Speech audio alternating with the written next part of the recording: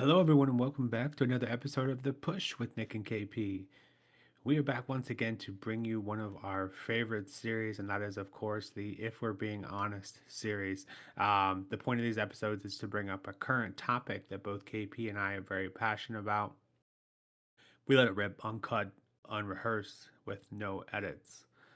The topic of today's episode is the current WWE landscape, kind of emphasis on the title scene, but just the general reset that WWE's main roster has recently experienced.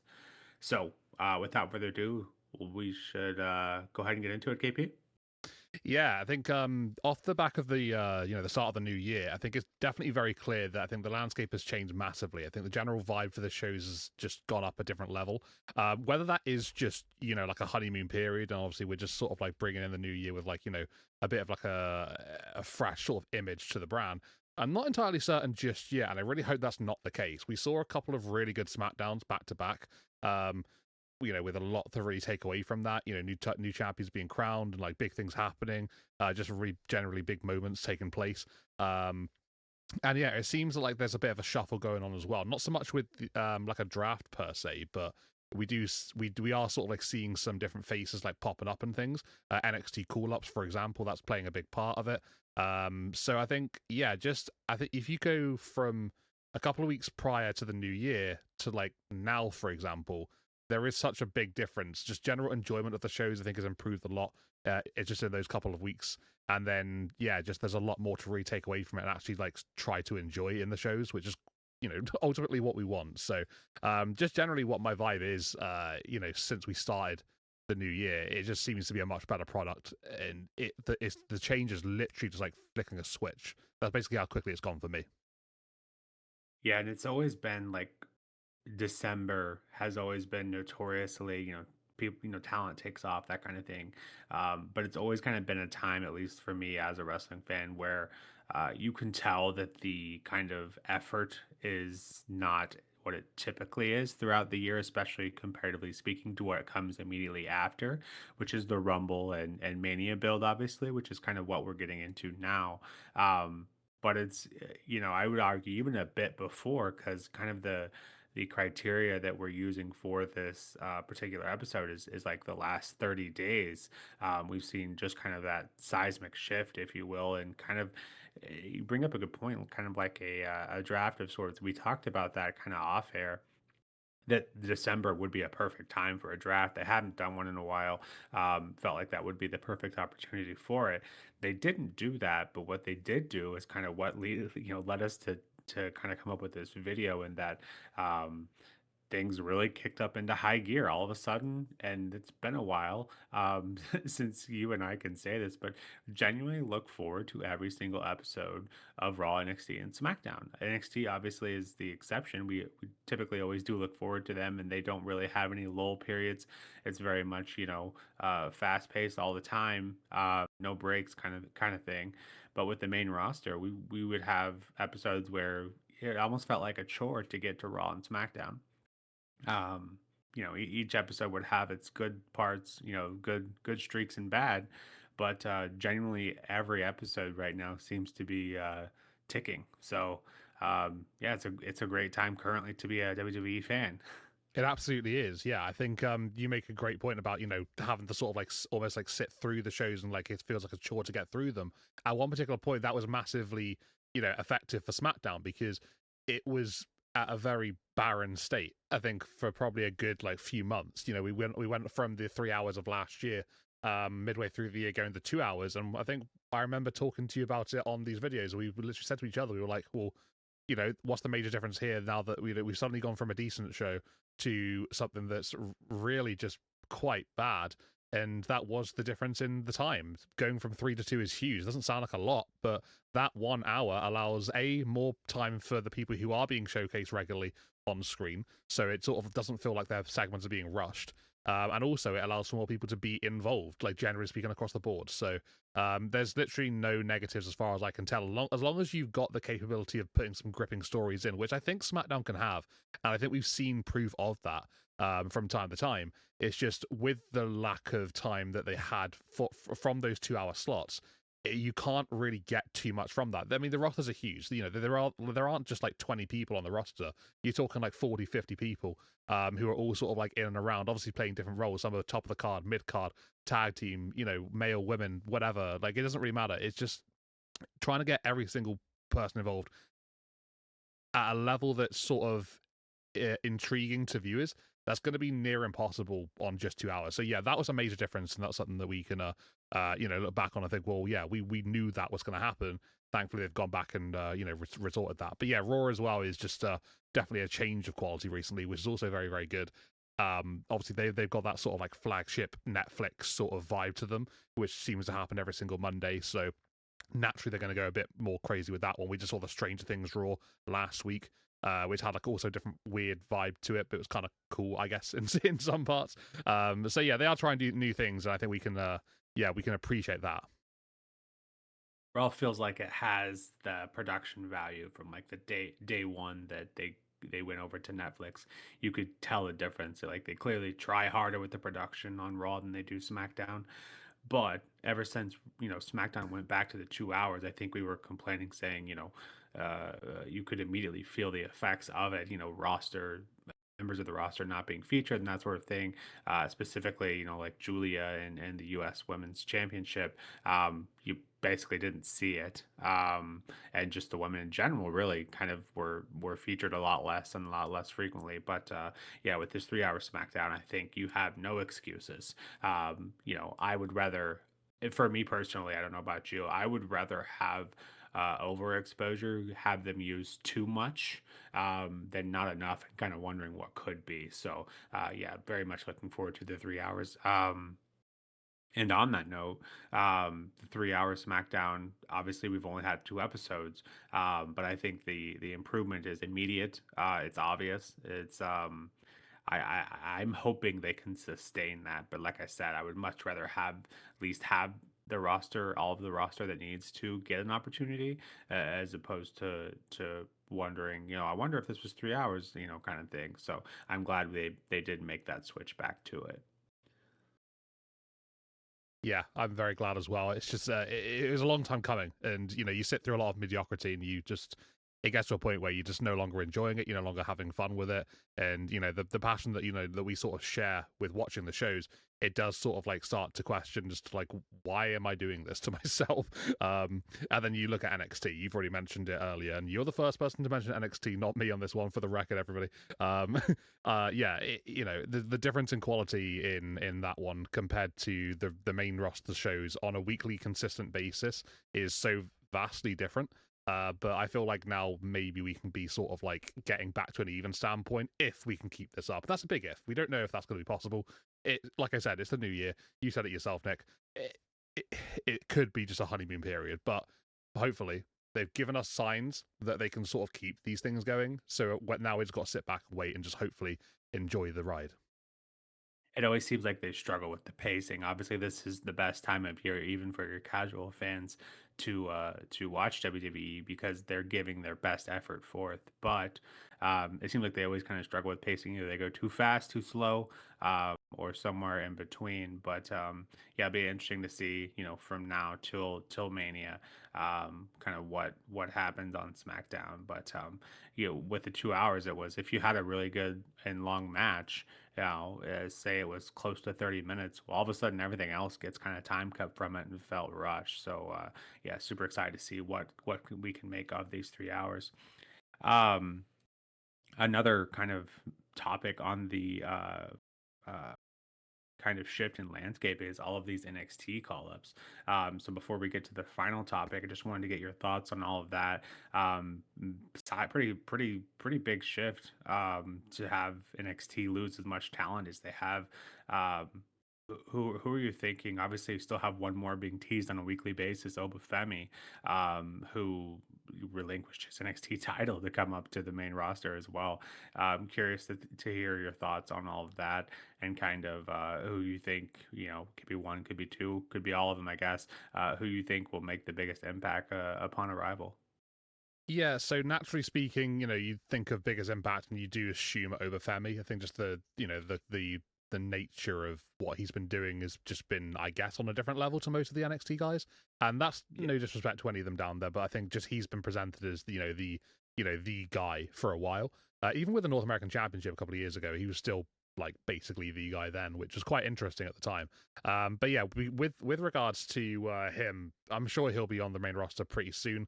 Like you said, relinquished his title, so maybe a Royal Rumble appearance we could see from him. They're doing weekly vignettes on both shows, so as to where he is going to pop up, I'm not entirely certain. So it could be Raw or SmackDown, really, at this point. But then, yeah, you look at the other guys. You look at the likes of Javon Evans, who just, he's officially on Monday Night Raw now.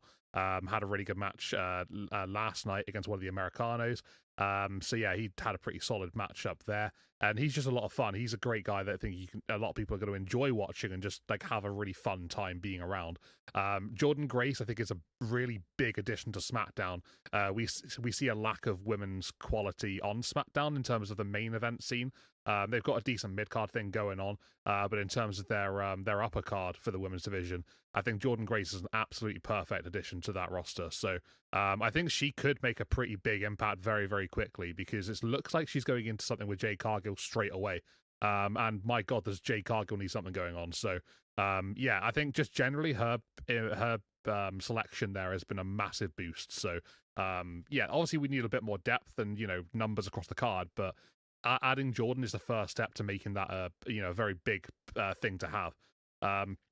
So yeah, just I think we also saw, like, for example, Matt Cardona, not quite NXT call up, but someone who's been signed as a permanent member of the SmackDown roster now, another fresh face, another nice addition to have on the roster, and obviously with being with Chelsea Green, there's possibilities to do stuff with those going forward as well. I know Chelsea's doing something with Ethan at the moment with the mixed tag titles of AAA, but yeah, there's always just another just arrow to have in your quiver. So yeah, I think there's some nice options, and I think the NXT call-up's definitely benefiting at the moment.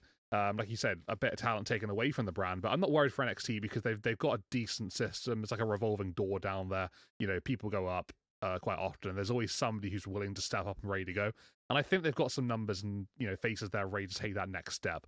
And there are even more people that haven't quite been called up yet, but definitely could be sooner or later. There are rumors and whatever going around, so might not be the end of the fresh faces we see, to be fair. Yeah, I think, back on the original question being who had to make the biggest impact, Oba's really the only one that kind of has gotten the weekly vignettes. And just based on what they did in NXT, obviously I think Oba had the biggest impact. But I think Jordan Grace, you bring up a good point, I think is desperately needed, especially on SmackDown. As much as I love to see BFAB and Michin recycled seemingly at every level of the titles. Um, now being used where they are. Jade having about one catchphrase she uses with zero defenses couldn't come at a better time, in my opinion. But with that, I think that's a good kind of segue into the final topic of this kind of landscape change, and that is the championship scene. We won't hit on every single champion as we did in the last episode of If We're Being Honest, where we did kind of a champion discussion on every single champion in WWE. As you can see up there in the left hand corner, um, that was the championship scene then. The champions at the bottom are the newest champions over the last 30 days. So you can just see, just based on that alone, um, again, kind of a reset, if you will. The only champion kind of not listed there that didn't fit the last 30 days criteria is Dominic Mysterio, who obviously won his title back from John Cena. But every other champion there, so 6 out of the 11 champions, have changed hands within the last 30 days. So massive reset, if you will. Um, and of the 11 current main roster champions, um, 6 of them haven't even held the title long enough, or maybe they have, one exception there, to even defend their title yet. So you can see the comparison on screen. But KP, how are you feeling about the championship shakeup here? Feel free to give any grievances and or positives to what you see here on the screen with the current champions, their defenses, lack thereof, and or what you see going forward with any one particular champion that you think could potentially have a great reign, or maybe who was in jeopardy of losing their reign the fastest. So with the reset that we've been talking about, I think this is a really big sort of like a lower half of the screen here, because you do sort of look at across the board here and you think there's a lot of bases covered. You've got mid card championships that have changed hand. You've got tag team titles that have changed hand on both the men's and the women's side. You even got a world champion that's been changed as well. So generally speaking, they're going from a top to bottom, across the card, really just sort of like stretching out all the areas, and they are mixing things up, which is quite nice. I think Drew McIntyre winning the WWE Championship on SmackDown was unbelievable. Like I didn't expect that to take place. I wanted it more than anything, and I said that in the SmackDown recap that took place on Friday. But yeah, just we haven't seen a world title change under Triple H outside of WrestleMania or SummerSlam. And now we've got one that just changed on SmackDown in not even in the United States, but in in Germany. So this was really fresh and really different. So that for me was quite nice to see.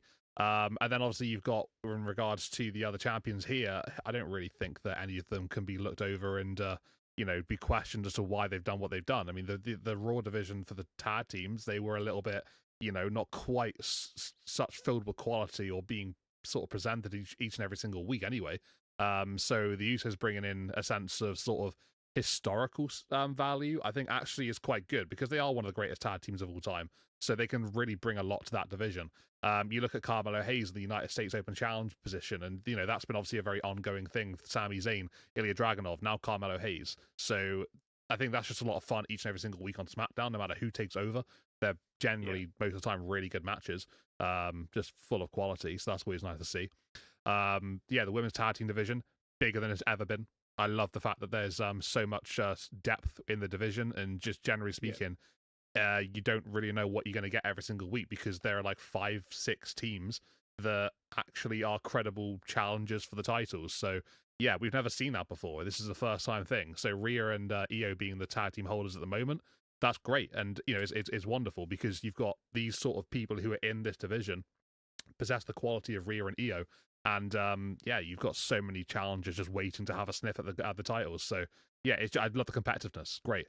Julia and Becky Lynch are sort of piece them in together, because they've got very different, very similar situations. They both had that Yep. title, beforehand, both lost it, and then both got it back. So yeah, Julia is the standout in terms of the one that hasn't had the biggest highlights. Becky's first IC Right. reign was really good, Yep. but yeah, you compare that to Julius, and it was far from that. So a chance to reset, and that's what we're saying. But a chance to reset for Julia, especially because she can now take this and hopefully have a really good reign from it. And then yeah, we see what Becky can do. We know what she can do. It's whether she can do it again, basically, whether she's given the opportunity. When I think she might be able to. So. And then finally, to answer the question, who do I think is probably the most in jeopardy of losing the championship out of the ones that have had it for a little while now?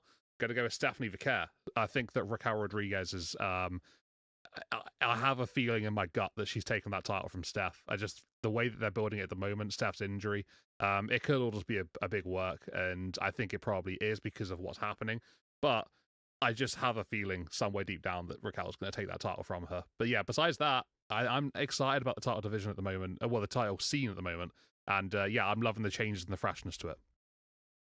Yeah, it's just kind of a refreshing change to see these titles kind of change hands more often. I'm very much a fan of that. I think we had a lot of reigns over the last couple of years that were way longer than they should have been.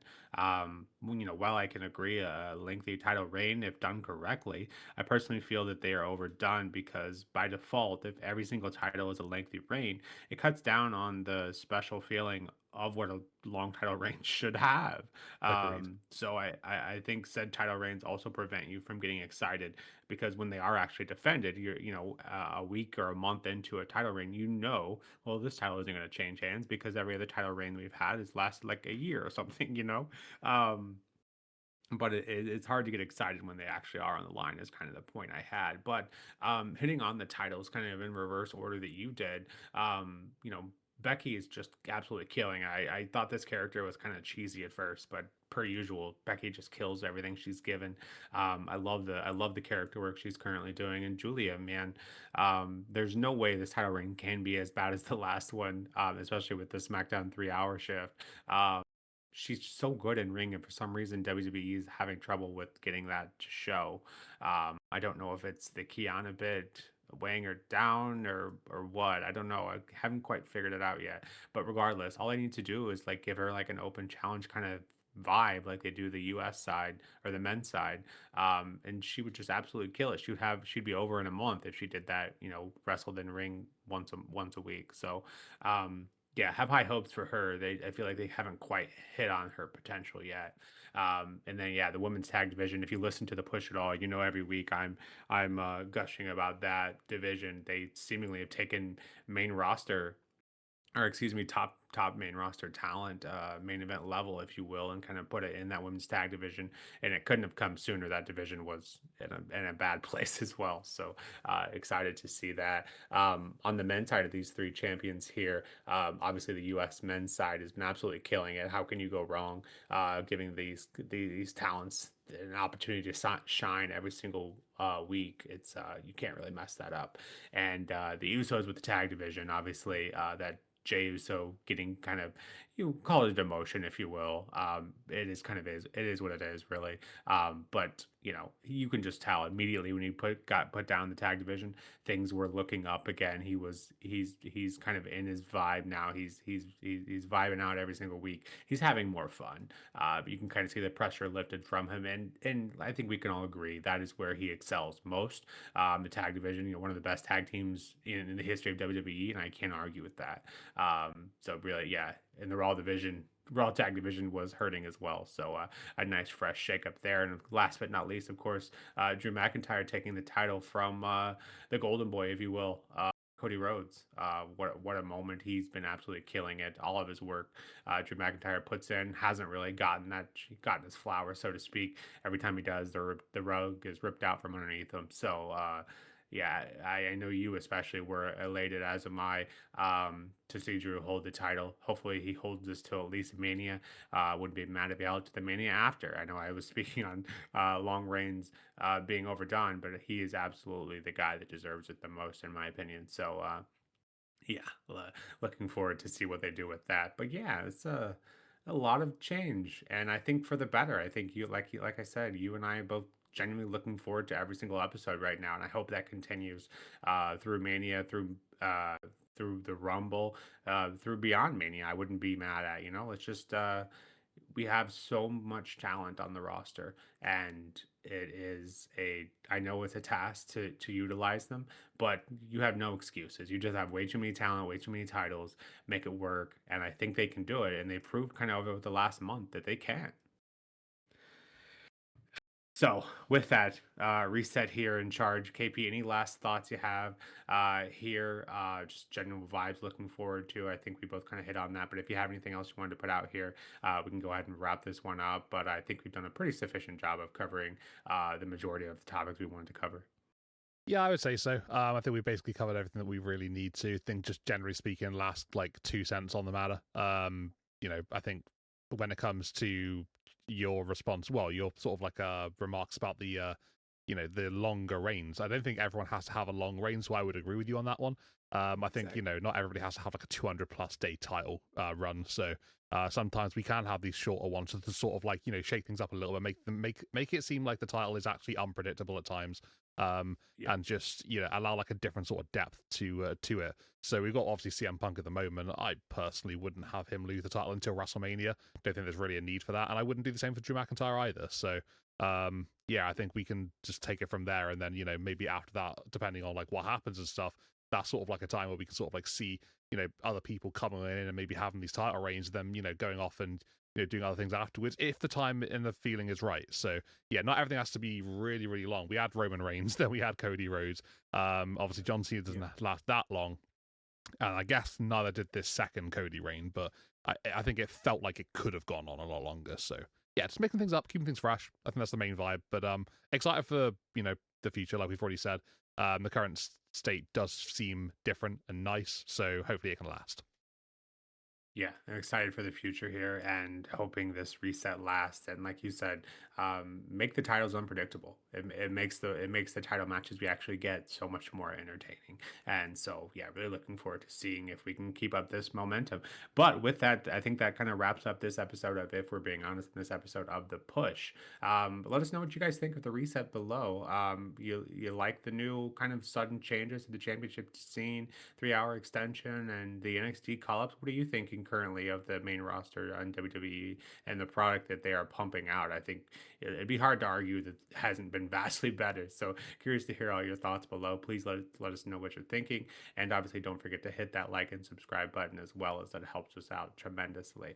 But until next time, this has been The Push with Nick and KP. We'll see you soon. Take care.